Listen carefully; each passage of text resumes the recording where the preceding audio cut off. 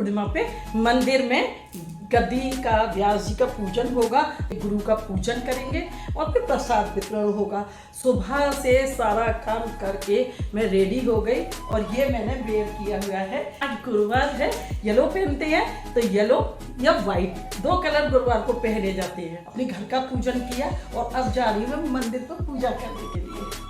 Hi everyone, कैसे हैं आप सब? उम्मीद करती हूँ सभी हष्ट पुष्ट होंगे, मस्त होंगे, व्यस्त होंगे। छोटों को प्यार, बड़ों को नमस्कार। आज गुरु पूर्णिमा है और हमारे महादेव से बड़े गुरु तो इस संसार में कोई हो ही नहीं सकते।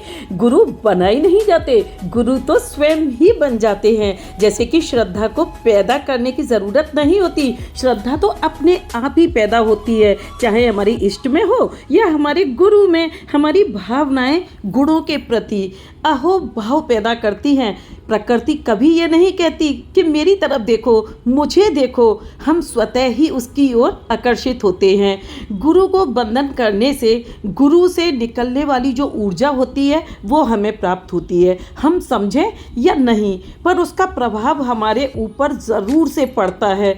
मुनि का संयमित जीवन ही उनका सौंदर्य होता है। हमारी भारतीय संस्कृति में देखें आप, ये पूरा उदाहरण यहाँ देखने को मिल रहा है। वंदना, नमस्कार जो है ना मेन होता है। हमारी हर मुद्रा का कोई ना कोई परिणाम हमारे ऊपर जरूर से देखने को मिलता है। बंधन विनम्रता, लघुता के भाव पैदा करता है। बंधन से भावनात्मक संबंध स्थापित होते हैं। जैसे कि ये छोटा बच्चा गुरुजी के लिए माला लाया और बोल रहा था, असली नोटों की माला बना के लाया हूँ। आज इस पावन अवसर पर मैं भी अपने उन सभी गुरुओं को हृदय से प्रणाम करती हूँ जिन्होंने मेरे जीवन को समझाने, संवारने और आगे बढ़ाने में मेरी मदद की। चाहे वो मेरे माता पिता हो या शिक्षक हो, मित्र हो या जीवन के मेरे कटु अनुभव ही क्यों ना हो, जिससे भी हम सीखते हैं ना, वही हमारा गुरु होता है। यहाँ पर पंडित जी ग्वाला स्वरूप दे रहे हैं पंडित जी को और फिर काफ़ी लोग आते जा रहे थे। गुरुजी अपनी स्थान को ग्रहण करते, सभी उनका पूजन करते, वो अपना आशीष देते, अपना वरद हस्त सभी के सिर पे रखते। कितने खुश नसीब हैं जो अपने गुरु का आशीर्वाद लेने, उनके दर्शन करने के लिए पहुँचे हैं। मैं भी एक छोटे से नसीब वाली पहुँची गई उलटते पुलटते। अब यहाँ पर ये प्रसाद लगा दिया। प्रसाद पूरा आ चुका था। मंदिर में सभी भक्तजन ना अपना अपना थोड़ा थोड़ा सा सहयोग देके ये प्रसाद बंटवाते हैं। हमारे पंडित जी ना बड़े सुंदर से भजन गाते हैं, तो आओ आओ भोग लगाओ मेरे मोहना जो हम लोग गाते हैं ना, उसी को राम जी की सुंदर स्तुति में पंडित जी ने गाया। और फिर उसके बाद सभी 5 जगह पे हनुमान जी का, राधा कृष्ण जी का, मैया गौरी का भोग लगा के पर्दा हटा दिया और अब सभी भक्तों को प्रसाद वितरण होगा। जो हमारी परंपरा है ना, आज भी ये मंदिरों में ही देखने को मिलती है।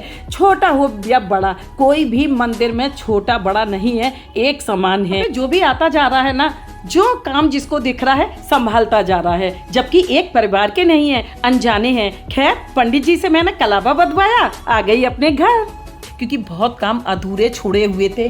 फटाफट से यहाँ मैंने सारे काम किए, क्योंकि बरसात में ना बहुत सारी चीज़ें ज़रा सा भी खुला छोड़ दो ना, चींटियाँ आ गई इस मैदे में। नाशपाती बरसात में ही आती है, बहुत कम दिन के लिए आती है। अपच से जूझ रही है, इम्यूनिटी स्ट्रॉन्ग करनी है, इसका सेवन ज़रूर करें। थोड़ी महंगी तो है। कल से सावन स्टार्ट हो रहा है ना, तो आज एक भगवान के लिए कैसे दही जमाना है ये दिखाती हूँ। गुनगुना दूध है, ये खूब उबाल के ठंडा कर लिया है।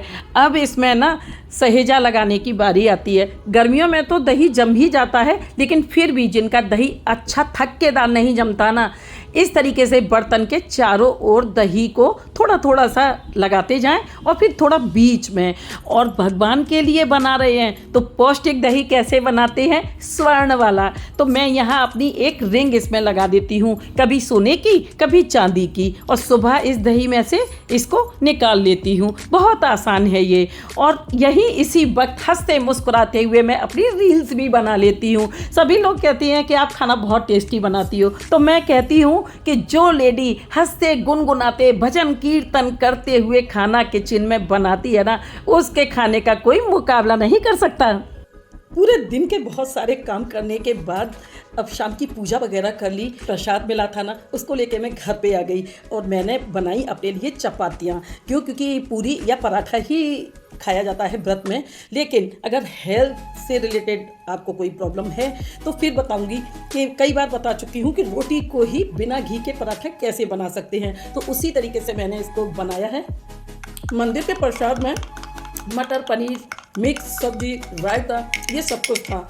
लेकिन बहुत मना करने के बाद भी ना, हमारे पंडित जी को अपने जजमान से बहुत प्यार है। किसी को भी दोनों पंडित जी ने जाने नहीं दिया गेट से बाहर, भाई खाते ही जाएंगे। और साथ में थी बूंदी। फिर पंडित जी ने कहा कि ठीक है, आप पत्तल को बांध के घर ले जाओ, लेकिन मंदिर में बैठने का शगुन ज़रूर करो। तो मैंने मंदिर में जल ग्रहण किया और पत्तल लेके घर पे आ गई। और जो पूरी और पुआ मुझे मिला था ना, वो मैंने अपनी गाय माता को खिला दिया, क्योंकि इस टाइम मैं बहुत बीमार होके चुकी हूँ। बिल्कुल भी नहीं चाहती कि मैं और बीमार पड़ूँ। तो हमारी परंपराओं को भी निभा लें और अपनी हेल्थ का भी ध्यान रखें। इन दिनों बरसात में जो फल आए हुए हैं ना, तो इन बरसात की बीमारियों से बचने के लिए, अपनी इम्यूनिटी को स्ट्रॉन्ग करने के लिए ज़रूर से ये फल शामिल करें। जैसे बारिश होते ही जामुन एकदम फूल जाता है। एक होता है जामुन और एक बोलते हैं फरौंदा, और एक होता है करौंदा और होती है नाशपाती। ये बहुत कम टाइम के लिए मार्केट में आते हैं। आज नाशपाती 120 रुपए किलो मिली। सावन का महीना कल से स्टार्ट हो रहा है, तो बहुत सारे नियम हम लोग ले लेते हैं ना, वो अपनी हेल्थ के लिए ही अच्छे हैं। जैसे कि एक टाइम का खाना कर दें, तो अब मैं करूँगी एक टाइम का खाना, यानी कि आज से सुबह खाना खाया जाएगा, दोपहर का लंच, और शाम को बहुत हल्का फुल्का सा, कुछ भी खाना नहीं। बहुत लोगों को लगता है कि खाना छोड़ के कमज़ोर हो जाते हैं, वीकनेस आती है, बीमार हो जाते हैं। नहीं, ये बारिश का टाइम है ना, इसमें हमें बहुत सारी चीज़ें पचाने में बहुत प्रॉब्लम होती है। एक भी बीमारी कोई लग जाती है ना, हज़ारों रुपए खर्च करके रह जाइए, रिलीफ नहीं मिलता। कसम से मुझे तो ऐसा ही लगता है। आसपास भी मैंने कई लोगों को रोते देखा है। तो अपना बहुत ख्याल रखें। दूध, सावन के महीने में महादेव पे इसीलिए दूध चढ़ाया जाता है। पहले के बुजुर्गों को ये सारी चीज़ें पता होती थी, ज्ञान बहुत होता था। और कौन कहता है कि पढ़े लिखे नहीं होते थे। आजकल के स्कूल कॉलेजेस में जो जाते हैं ना बच्चे, कॉलेज तक कराते हैं, फिर भी उनको रत्ती भर ज्ञान नहीं होता। प्राइमरी में पढ़ पढ़ के हमारे बुजुर्ग कितने अक्लमंद थे, सारी चीज़ों को जानते थे। तो ये दूध महादेव पे चढ़ाने का विधान यही है। दही फिर भी हमें एक बार को फ़ायदा करता है, दूध पैदा नहीं करता बारिश में। बहुत सारी चीज़ें खाने के लिए। तला भुना जो लोग बहुत ज़्यादा खाते हैं, हम कर दें उसको, क्योंकि इतने सारे त्यौहार होते हैं। कुछ त्योहारों पे मान्यताएं हैं, परंपराएं हैं। पूरी कचौरी, घेवर खूब आएगा ना, अभी सारी चीज़ें खाएंगे, तो उसके लिए हमें थोड़ा सा नियम और संयम भी साथ में लेके चलना चाहिए। आज अपने गुरुजी की पूजा की। मेरे गुरुजी का जो शिव पुराण कहा था उन्होंने, वहाँ से मैं शिव पुराण लेके आई थी।